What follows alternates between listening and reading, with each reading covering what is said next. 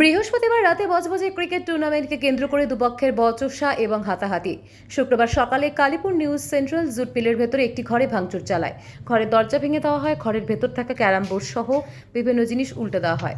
ঘরের ভেতর ডায়মন্ড হারবার লোকসভা কেন্দ্রের তৃণমূল প্রার্থী অভিষেক বন্দ্যোপাধ্যায়ের দুটি ব্যানার ছিঁড়ে ফেলা হয়। খবর পেয়ে ঘটনাস্থলে পৌঁছায় বজবজ থানার পুলিশ। ইতিমধ্যেই গোটা বিষয়ে তদন্ত শুরু করেছে পুলিশ।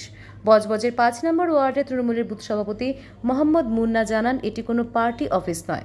বাইরে থেকে ছেলেরা এসে ঘরটিতে আড্ডা মারত। তবে কে বা কারা ভাঙচুর ছড়ালো সেই বিষয়ে তদন্ত শুরু করেছে পুলিশ।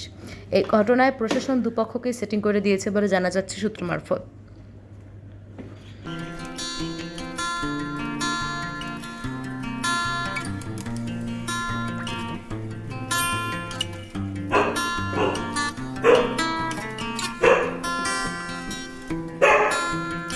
অফিস ভাঙচুর এই যে সকালবেলা এরকম একটা গন্ডগোল শুনেছি। না দাদা, এসব ভুল কথা। এসব পার্টি অফিস নয়, ওটা পার্টি অফিস নেই। এমনি বাচ্চা ছেলেরা ওটা বসা করে। আর এখানে আমাদের মিল বন্ধ তো, জানেন তো, মিল বন্ধ তো, ঘর আছে এমনি বাচ্চা ছেলেরা সব পার্টি ওটা বসা করে। এটা পার্টি অফিস বলে কিছু নেই। কিন্তু ওর মধ্যে দেখলাম তৃণমূলের ঝান্ডা, অভিষেকের ছবি টবি ব্যানার ট্যানার লাগানো আছে। এবারে দাদা যে কেউ রেখে দিতে পারে মানে। এবারে আপনি ভাবেন সবার ঘরে ঘরে কি ঝান্ডা থাকলে কি সব কি পার্টি অফিস? তো পার্টি অফিস ওটা নয়।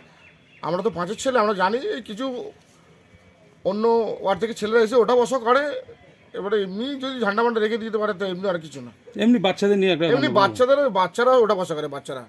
আচ্ছা, আমরা কোনো পার্টি অফিস নয়। আপনার পুরো নামটা? আমার পুরো নাম এমনি মুন্না।